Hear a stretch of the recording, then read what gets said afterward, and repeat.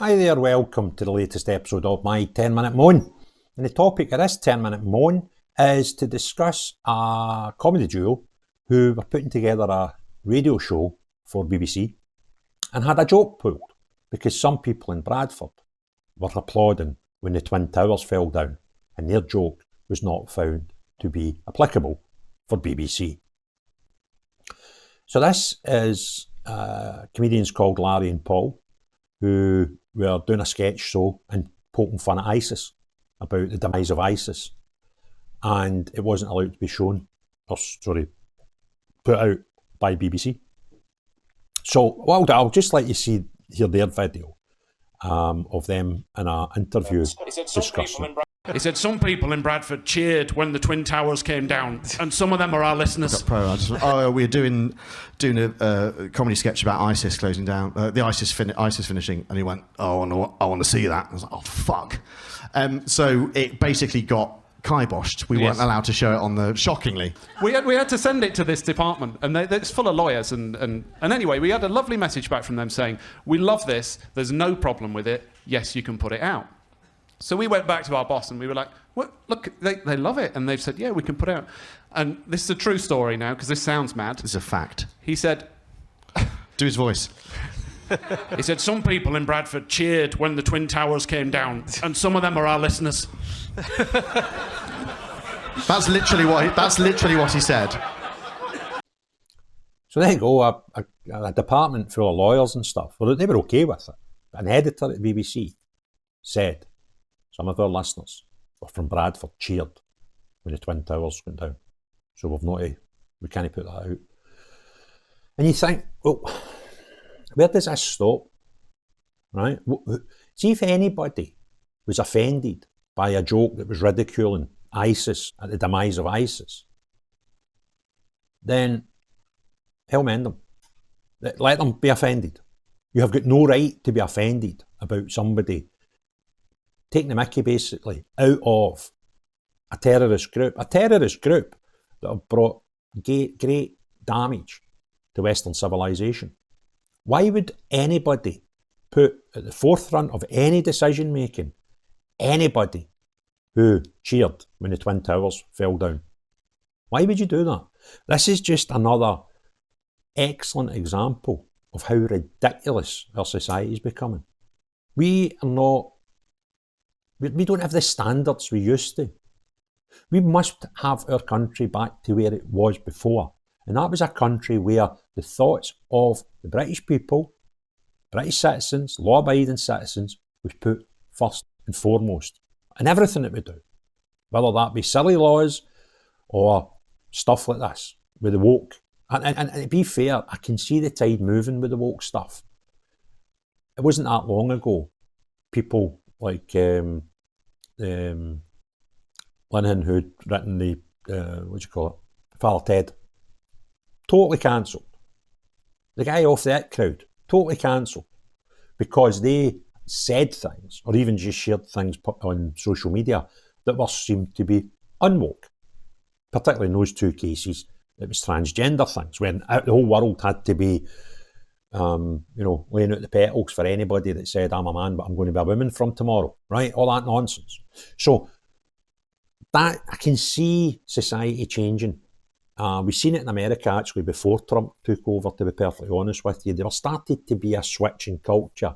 San Francisco, for example, probably one of the most liberal places in the world, in the Western world, has now got a $300,000 black hole in its Pride March funding because so many businesses are pulling out of it. Staying up to date with events around the world can be difficult, where it's impossible to consult a single source for the full story. Narratives that shape public opinion often just reinforce media and corporate-backed vested interests. It's hard to know what information to trust. See what the media is exaggerating, sensationalising, over or under reporting. That's why I've been using Ground News. Ground News is an app and website that combines news from around the world in one place so you can compare coverage. For every news source, you can see if it has any political bias, how reliable the reporting is, and who owns them. They even have a blind spot feed that highlights news disproportionately covered by one side of the political spectrum. Take a data-driven view on the news and stay current. Get news from thousands of sources worldwide in one place. I've been using Ground News to help me get all the world's news in one place and give a more balanced opinion on what we read and viewing who is telling us the truth and who isn't. Subscribe via my link to get 40% off the Vantage subscription. It's the one I use to get unlimited access to every feature. Your subscription can not only help my channel, but also help Ground News, as it makes the media landscape more transparent. I saw a case in America again, this was before Trump came into power, so it's not all just because of his victory in the presidential race. There was a case of a farm supply company who actually really suffered financially. I think they were nearing bankruptcy. And they put out a public statement apologising to their customers by saying, look, we had bought into all this woke nonsense and DEI recruitment, supporting financially things that we thought the public wanted. But they found out, because people stopped spending dollars with them, that that's not what their customers wanted. And this company, I wish I could remember the name of them, big supplier, was a wholesale supplying to farmers feed and equipment and stuff. And he said, we got it wrong. We didn't do it because we believed it. We done it because we thought you believed it as customers.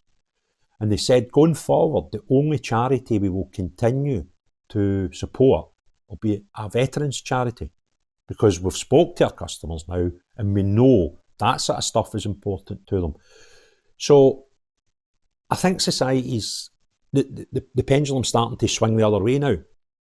And we'll take a wee bit of catching up here, to be honest with you, but I can imagine 10 years ago, that joke would have been put out no problem. No problem whatsoever. And I think 10 years from now, we'll be back at a place where things like this are acceptable to not just the general public. It's always been acceptable. That's the wrong terminology I'm looking at. But the type that run the arts and culture, who are the most woke in the world for some bizarre reason. I don't understand why an industry like that tends to have the vast, 90-odd% totally mad liberal, and the small minority, people like Lennon and the guy for that crowd, and people like J.K. Rowling. They're really the minority, and a very, very, very small minority in their chosen field. So I can see that their wee gang getting bigger, and the mad wokey that you see them at Hollywood, like the Oscars and stuff, Golden Globe Awards, and they go up on stage and start talking the biggest load of tripe, because they live in a bit of a cocoon, right? They're in a bubble.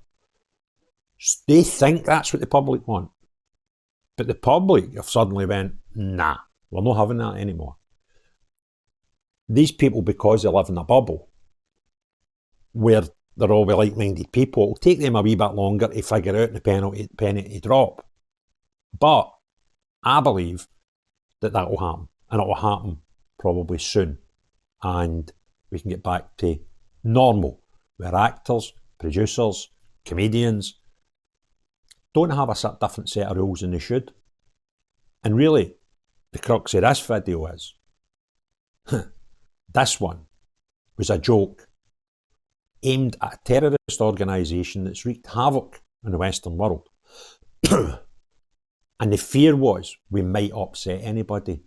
Well, let me tell you how I am in this. My mind's dead clear on this. There's no kidding on or trying to polish it up, right?